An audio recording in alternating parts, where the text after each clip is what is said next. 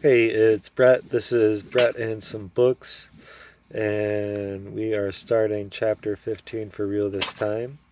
If you just coming over from chapter 14. So Aslan makes a door in the air. At the sight of Aslan, the cheeks of the Telmarine soldiers became the color of cold gravy. Their knees knocked together, and many fell on their faces. They had not believed in lions, and this made their fear greater. Even the red dwarfs, who knew that he came as a friend, stood with open mouths and could not speak. Some of the black dwarfs, who had been of Nicobric's party, began to edge away, but all the talking beasts surged round the lion with purrs and grunts and squeaks and whinnies of delight, fawning on him with their tails, rubbing against him, touching him reverently with their noses, and going to and fro under his body, between his legs. If you've ever seen a little cat loving a big dog whom it knows and trusts, you will have a pretty good picture of their behavior.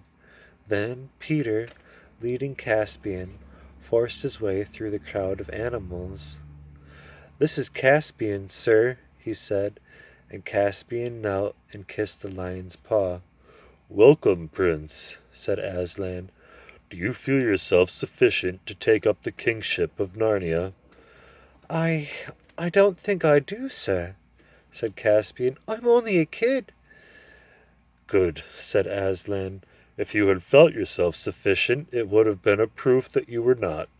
Therefore, under us and under the High King, you shall be King of Narnia, Lord of Cair Paravel, and Emperor of the Lone Islands.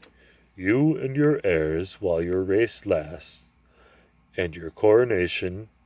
But what have we here?" For at that moment a curious little procession was approaching. 11 mice, 6 of whom carried between them something on a litter made of branches. But the litter was no bigger than a large atlas. No one has ever seen mice more woebegone than these. They were plastered with mud, and some with blood, too. Their ears were down, and their whiskers drooped, and their tails dragged in the grass, and their leader piped on his slender pipe in a melancholy tone. In the litter lay what seemed little better than a damp heap of fur, all that was left of Reepicheep. He was still breathing, but more dead than alive, gashed with innumerable wounds, one paw crushed, and where his tail had been, a bandaged stump. "Now, Lucy," said Aslan. Lucy had her diamond bottle out in a moment, though only a drop was needed on each of Reepicheep's wounds. The wounds were so many that there was a long and anxious silence before she had finished, and the master mouse sprang up from the litter. His hand went at once to his sword hilt, and with the other he twirled his whiskers. He bowed. "Hail, Aslan!" came a shrill voice. "I have the honor—" But then he suddenly stopped. The fact was that he still had no tail. Whether that Lucy had forgotten it, or that her cordial, though it could heal wounds, could not make things grow again, Reepicheep became aware of his loss as he made his bow. Perhaps it altered something in his balance. He looked over his right shoulder, failing to see his tail. He strained his neck further till he had to turn his shoulders, and his whole body followed. But by that time his hindquarters had turned too, and were out of sight. Then he strained his neck, looking over his shoulder again, with the same result. Only after he had turned completely around 3 times did he realize the dreadful truth. "I am confounded," said Reepicheep to Aslan. "I am completely out of countenance. I crave your indulgence for appearing in this unseemly fashion." "It becomes you very well, small one." "All the same," said Reepicheep, "if anything could be done, perhaps Her Majesty—" And he bowed to Lucy. "But what do you want with the tail?" "Sir," said the mouse, "I can eat and sleep and die for a king without one. but a tail is the honor and glory of a mouse." "I have sometimes wondered, friend," said Aslan, "whether you do not think too much about your honor." "Highest of all high kings," said Reepicheep, "permit me to remind you that a very small size has been bestowed upon us mice, and if we did not guard our dignity, some, who weigh worth by inches, would allow themselves very unsuitable pleasantries at our expense. That is why I have been at some pains to make it known that no one who does not wish to feel this sword as near his heart as I can reach shall talk in my presence about traps or toasted cheese or candles. No, sir, not the tallest fool in Narnia." Here he glared very fiercely up at Wimbleweather, but the giant, who was always a stage behind everyone else, had not yet discovered what was being talked about down at his feet, and so missed the point. "Why have your followers all drawn their swords, may I ask?" asked Aslan. "May it please your majesty," said the second mouse, whose name was Peepacheek, "we are all waiting to cut off our own tails if our chief must go without his. We will not bear our shame of wearing the honor which is denied to a high mouse." "Ah," roared Aslan, "you've conquered me. You have great hearts, not for the sake of your dignity, Reepicheep, but for the love that is between you and your people, and still more for the kindness your people showed me long ago when you ate away the cords that bound me on the stone table. And it was then, though you have long forgotten it, that you began to be talking mice. You shall have your tail again." Before Aslan had finished speaking, the new tail was in its place. Then, at Aslan's command, Peter bestowed the knighthood of the Order of the Lion on Caspian, and Caspian, as soon as he was knighted, himself bestowed it on Truffle Hunter and Trumpkin and Reepicheep, and made Dr. Cornelius his Lord Chancellor, and confirmed the Bulgy Bear in his hereditary office of Marshal of the Lists, and there was great applause. After this, the Telmarine soldiers, firmly but without taunts or blows, were taken across the ford, and put all under lock and key in the town of Baruna, and given beef and beer. They made a great fuss about wading the river, but for they all hated and feared running water just as much as they hated and feared woods and animals. But in the end the nuisance was over, and then the nice part of that long day began. Lucy, sitting close to Aslan and divinely comfortable, wondered what the trees were doing. At first she thought they were merely dancing. They were certainly going round slowly in 2 circles, one from left to right and the other from right to left. Then she noticed that they kept throwing something down in the center of both circles. Sometimes she thought they were cutting off long strands of their hair. Other times it looked as if they were breaking off bits of their fingers. But if so, they had plenty of fingers to spare, and it did not hurt them. But whatever they were throwing down, when it reached the ground, it became brushwood or dry sticks. Then 3 or 4 of the red dwarfs came forward with their tinder boxes and set light to the pile, which first crackled, then blazed, and finally roared as a woodland bonfire in the midsummer night ought to do, and everyone sat down in a wide circle around it. Then Bacchus and Silenus and the Maenads began to dance, far wilder than the dance of the trees, not merely a dance for fun and beauty, although it was that too, but a magic dance of plenty, and where their hands touched and where their feet fell, the feast came into existence. Sides of roasted meat that filled the grove with delicious smell, and wheaten cakes and oaten cakes, and honey and many-colored sugars, and cream as thick as porridge, and as smooth as still water, peaches, nectarines, pomegranates, pears, grapes, strawberries, raspberries, pyramids and cataracts of fruit. Then, in great wooden cups and bowls and mazers, Wreathed with ivy came the vines, dark, thick ones like syrups of mulberry juice, and clear red ones like red jellies liquefied, and yellow wines, and green wines, and yellowy green, and greenish yellow. But for the tree people, different fare was provided. When Lucy saw Clodsley shovel and his mole scuffling up the turf in various places, which Bacchus had pointed out to them, and realized that the trees were going to eat earth, it gave her rather a shudder. But when she saw the earths that were actually brought to them, she felt quite different. They were a rich brown loam that looked almost exactly like chocolate, so like chocolate, in fact, that Edmund tried a piece of it, but he did not find it at all nice. When the rich loam had taken the edge off their hunger, the trees turned to an earth of the kind you see in Somerset, which is almost pink. They said it was light and sweeter. And the cheese stage, they had a chalky soil, and then they went on to delicate confections of the finest gravels powdered with choice silver sand. They drank very little wine, and it made the hollies very talkative. For the most part, they quenched their thirst with deep draughts of mingled dew and rain, flavored with forest flowers and the airy taste of the thinnest clouds.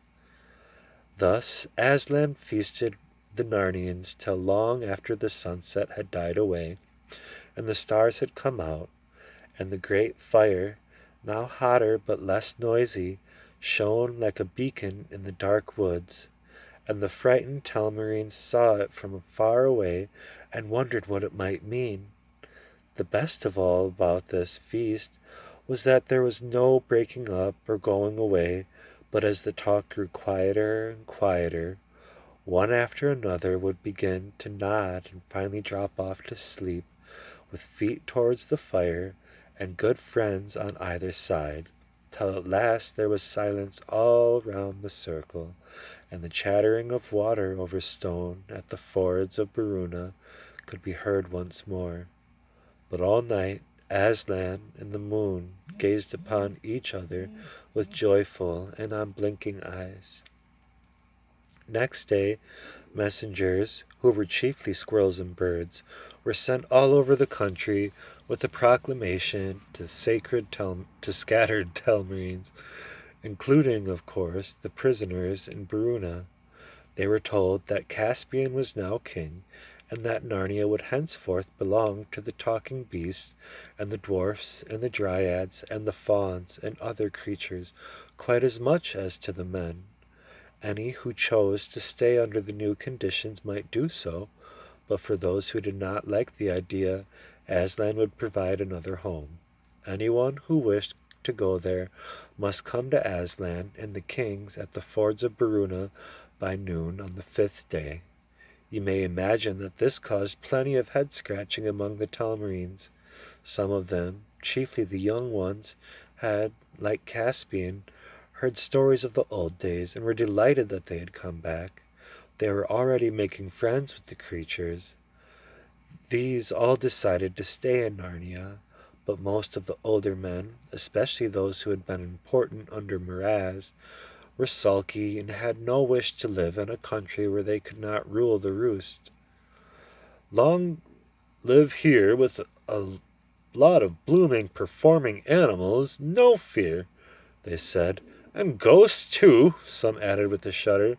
That's what those dryads are, it's not canny. They were all so suspicious. I don't trust him, they said. Not with that awful lion and all. He won't keep his claws off us long. You'll see. But then they were equally suspicious of his offer to give them a new home. Take us off to his den and eat us one by one, most likely, they muttered. And the more they talked to one another, the sulkier and more suspicious they became. But on the appointed day, more than half of them turned up. At one end of the glade, Aslan had caused to be set up 2 stakes of wood, higher than a man's head and about 3 feet apart. A third and lighter piece of wood was bound across them at the top, uniting them, so that the whole thing looked like a doorway from nowhere into nowhere. In front of this stood Aslan with Peter himself, with Peter on his right and Caspian on his left. Grouped round them were Susan and Lucy, Trumpkin and Truffle Hunter, Lord Cornelius, Glenstorm, Reepicheep, and others. The children and the dwarfs had made good use of the royal wardrobes in what had been the castle of Miraz, and was now the castle of Caspian, and what with silk and cloth of gold, with snowy linen glancing through slashed sleeves, with silver mail shirts and jeweled sword hilts, with gilt helmets and feathered bonnets, they were almost too bright to look at. Even the beasts wore chains about their necks, yet nobody's eyes were on them or the children. The living and strokable gold of Aslan's mane outshone them all. The rest of the old Narnians stood down each side of the glade. At the far end stood the Telmarines. The sun shone brightly, and pennants fluttered in the light wind. Men of Telmar, said Aslan, you who seek a new land, hear my words. I will send you all to your own country, which I know and you do not. We don't remember Telmar. We don't know where it is. We don't know what it's like, grumbled the Telmarines. You came into Narnia out of Telmar, said Aslan, but you came into Telmar from another place. You do not belong to this world at all. You came hither, certain generations ago, of that same world which the High King Peter belongs. At this, half the Telmarines began whimpering. There you are! Told you so! He's going to kill us, send us right out of this world! And the other half began throwing out their chests and slapping one another on the back and whispering, There you are! Might have guessed we didn't belong to this place with all its queer, nasty, unnatural creatures. We're of royal blood, you'll see. And even Caspian and Cornelius and the children turned to Aslan with looks of amazement on their faces. Peace, said Aslan in the low voice which was nearest to his growl. The earth seemed to shake a little, and everything in the grove became still as stone. You, Sir Caspian, said Aslan, might have known that you could be no true king of Narnia unless, like the kings of old, you were a son of Adam and came from the world of Adam's sons. And so you are. Many years ago in that world, in a deep sea of that world which is called the South Sea, a shipload of pirates was driven by a storm on an island. And there they did as pirates would, killed the natives and took the native women for wives, and made palm wine, and drank and were drunk. And lay in the shade of the palm trees, and woke up and quarreled, and sometimes killed one another. And in one of these frays 6 were put to flight by the rest, and fled with their women into the center of the island, up a mountain, and went, as they thought, into a cave to hide. But it was one of the magical places of that world, one of the chinks or chasms between the world and this one. There were many chinks or chasms between worlds in old times, but they have grown rarer. This one was one of the last. I did not say the last, and so they fell, or rose, or blundered, or dropped right through, and found themselves in this world, in the land of Telmar, which was then unpeopled. But why was it unpeopled is a long story. I will not tell it now. And in Telmar, their descendants lived and became fierce and proud people, and after many generations there was a famine in Telmar, and they invaded Narnia, which was then in some disorder, but also would be a long story, and conquered it and ruled it. Do you mark all this well, King Caspian? I do indeed, sir, said Caspian. I was wishing that I came of a more honorable lineage. You come of the Lord Adam and the Lady Eve, said Aslan, and that is both honor enough to erect the head of the poorest beggar, and shame enough to bow the shoulders of the greatest emperor on earth. Be content. Caspian bowed. And now, said Aslan, you men and women of Telmar, will you go back to that island in the world of men from which your fathers first came? It is no bad place. The place of those pirates who found it has died out, and it is without inhabitants.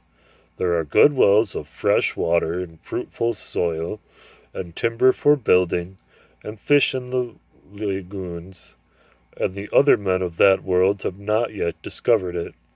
The chasm is open for your return, but I must warn you, once you have gone through, it will close behind you forever. There will be no more commerce between the worlds by that door. There was silence for a moment. Then a burly, decent-looking fellow among the Telmarine soldiers pushed forward and said, "Well, I'll take the offer." It is well chosen, said Aslan, and because you have spoken first, strong magic is upon you. Your future in that world shall be good. Come forth. The man, now a little pale, came forward. Aslan and his court drew aside, leaving him free access to the empty doorway of the stakes. Go through it, my son, said Aslan, bending towards him and touching the man's nose with his own. As soon as the lion's breath came about him, the new look came into the man's eyes, startled but not unhappy, as if he were trying to remember something. Then he squared his shoulders and walked into the door. Everyone's eyes were fixed on him. They saw the other 3 pieces of wood, and through them the trees and grass and sky of Narnia. Then they saw the man between the doorposts. Then, in 1 second, he had vanished utterly. From the other end of the glade, the remaining Telmarines set up a wailing, "Oh, what happened to him? Do you mean to murder us? We won't go that way." And then one of the clever Telmarines said, "We don't see any other way through those sticks. If you want us to believe in it, why doesn't one of you go?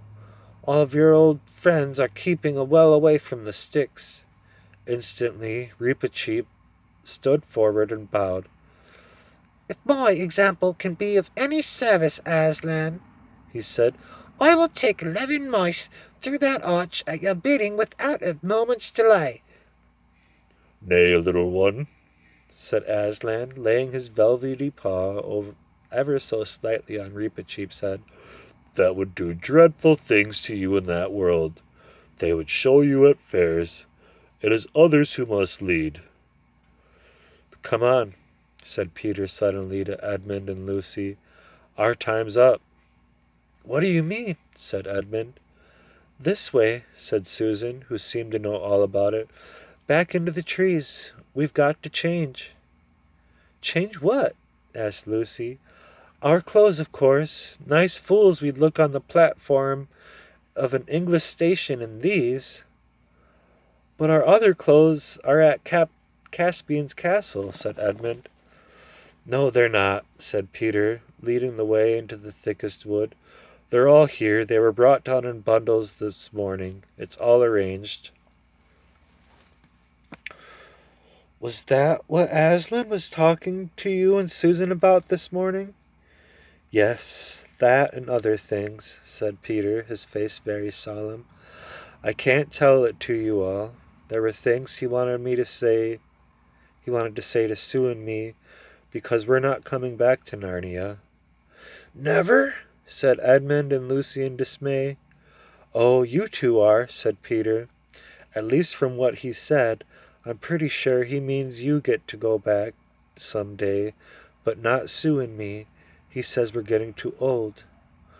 "Oh, Peter," said Lucy, "what awful bad luck. Can you bear it?" "Son of a bitch." "Well, I think I can," said Peter. "It's all rather different from what I thought. You'll understand when it comes to your last time. But quick, here are our things." It was odd and not very nice to take off their royal clothes and to come back in their school things, not very fresh now, into that great assembly. One or two of the nastier Telmarines jeered, but the other creatures all cheered and rose up in honor of Peter and the High King and the Queen Susan of the Horn and King Edmund and King Lucy. There were affectionate and, on Lucy's part, tearful farewells with all their old friends, animal kisses and hugs from bulgy bears,